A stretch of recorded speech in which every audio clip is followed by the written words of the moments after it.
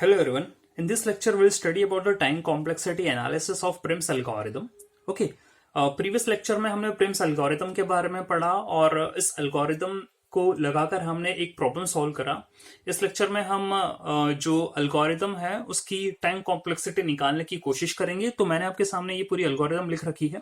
Alright, अब हम ये देखते हैं कि ये इसकी जो स्टेप्स एल्गोरिथम की वो कैसे क्या एग्जीक्यूट होती हैं। ओके, तो let's see the step number 1। यहाँ आपको लिखा है let K L be an edge of minimum cost in E. That means आपके पास कॉस्ट मैट्रिक्स है और उसमें से हमने क्या करा है, एक एच पिक करी है। ठीक है, तो ये स्टेटमेंट एट मोस्ट कितनी बार चलेगी, वन टाइम चलेगी। Okay, min cost equal to cost of K L, ये स्टेटमेंट कितनी बार चलेगी, एट मोस्ट वन टाइम चलने वाली। हम क्या कर रहे हैं यहाँ पर, वर्टाइसेस को जो है आपका डेटा स्ट्रक्चर टी उसके अंदर क्या कर रहे हैं, स्टोर करवा रहे हैं। तो K equal to T11 L equal to T12 दोनों वर्टाइसेस को आपने स्टोर करा है। ये स्टेटमेंट कितनी बार चलने वाली है, वन टाइम चलने वाली है। ओके, नाउ हम क्या कर रहे थे फिर, नियर जो आपका डेटा स्ट्रक्चर है वो इन दोनों वर्टाइसेस जो कि मिनिमम एच आई थी आपकी, जिसकी कॉस्ट थी मिनिमम, उसके दोनों वर्टाइसेस हैं, उसके रेस्पेक्टिवली आप क्या कर रहे थे, नियर जो डेटा स्ट्रक्चर था उसे अपडेट कर रहे थे। तो ये आपने लूप लगाया 1 to n, तो ये चलेगा n टाइम्स। और इसके अंदर की जो इफ एंड एल्स वाली स्टेटमेंट है, हम ये कह सकते हैं एटमोस्ट ये भी n टाइम्स चल सकती है, एटमोस्ट ये भी n टाइम्स चल सकती है। ऑलराइट, ठीक है। फिर हम क्या कर रहे थे, जो भी हमें नियर बाय मिल गया था वर्टेक्स, उसको हम जीरो से इक्वेट कर रहे थे, तो ये स्टेटमेंट चलेगी वन टाइम।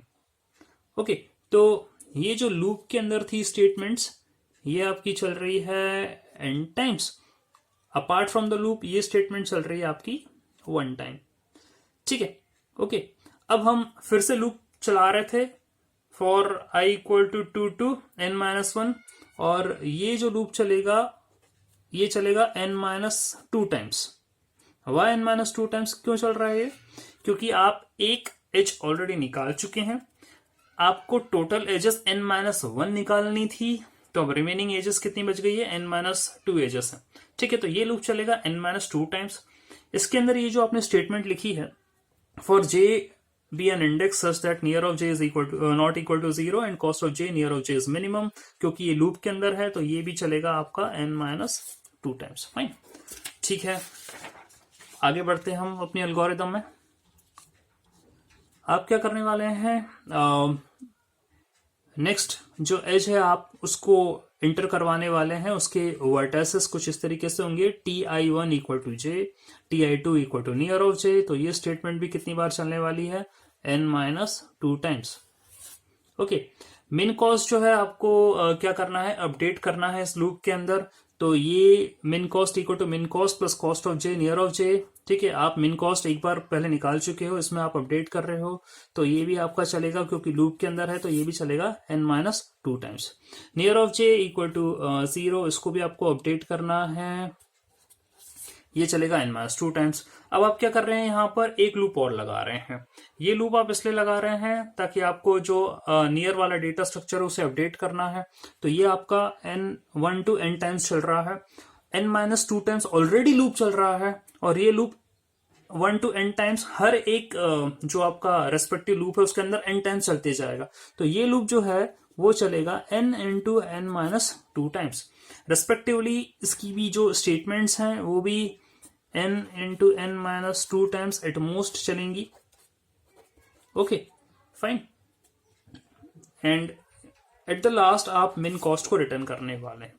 तो हम यदि कैलकुलेट करें कि इन सारी स्टेटमेंट्स कितनी बार चल रही होंगी, सबको एड अप कर लेते हैं। तो 1 plus 1 plus 1 3 and this is n, 3 plus n, this is again n, तो 3 प्लस 2n, 3 प्लस 3n, ये 1 है तो 4 प्लस 3n। ठीक है, और ये कितना हो जाएगा, यहां तक आपका कितना आ गया है, 4 प्लस 3n, ये कितना हो जाएगा, n माइनस टू है तो ये हो जाएगा 4n प्लस टू। ओके, ये नहीं है, हाँ ठीक है, 4n +2 हो जाएगा। फाइन, ये वाली स्टेटमेंट भी n-2 चल रही है, तो ये भी इसका ऐड कर लीजिए, ये हो जाएगा 5n। Okay, +2 -2 cancel, 5n।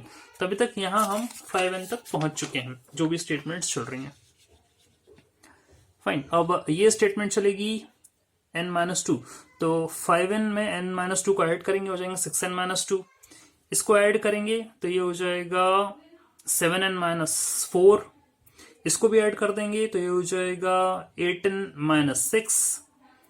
अब 8n-6 यहां तक आ गया। 8n-6 सारे जो आपने स्टेटमेंट्स की एग्जीक्यूशन को ऐड करते गए, तो 8n-6 यहां तक आ चुका। अब ये वाली जो स्टेटमेंट चल रही है वो चलेगी 8n-6 plus n into n-2, तो ये हो जाएगा 8n-6 plus n into n-2, that means ये हो जाएगा n² minus 2n। Okay, -2n को आप इधर ही दे दीजिए थी, तो ये हो जाएगा n² plus 6n minus 6। Okay, अगली भी दो स्टेटमेंट्स जो हैं वो भी n² माइनस 2, n² माइनस 2, तो मैं एक काम कर रहा हूं, ट्वाइस ऑफ n² माइनस 2 कर देता हूं, यहां 2 को अंदर मल्टीप्लाई कर दूंगा, n² plus 6n minus 6 plus 2n² minus 4। तो फाइनल आपको क्या मिलने वाला है, ये n², ये 2n², ये हो जाएगा 3n²। Okay, 6n plus 6n है, तो यहां लिखेंगे plus 6n minus 6 minus 4, that is -10। Okay, अब as per the properties of asymptotic notations हम क्या करने वाले हैं, लोअर ऑर्डर टर्म्स को सप्रेस कर देंगे और कॉन्स्टेंट्स को रिमूव कर देंगे। तो ये हमारा कॉन्स्टेंट -10 है, ये रिमूव हो जाएगा। लोअर ऑर्डर टर्म n है, n² के सामने ये सप्रेस हो जाएगी, ये भी खत्म हो जाएगा। या जो कॉन्स्टेंट से हटा दूंगा, तो मेरे पास फाइनली बच रहा n²। तो मैं लिख दूंगा complexity of Prim's algorithm is big O of n²। Fine. So this is how we calculate the complexity of Prim's algorithm. So that's all for this lecture. Thanks for watching.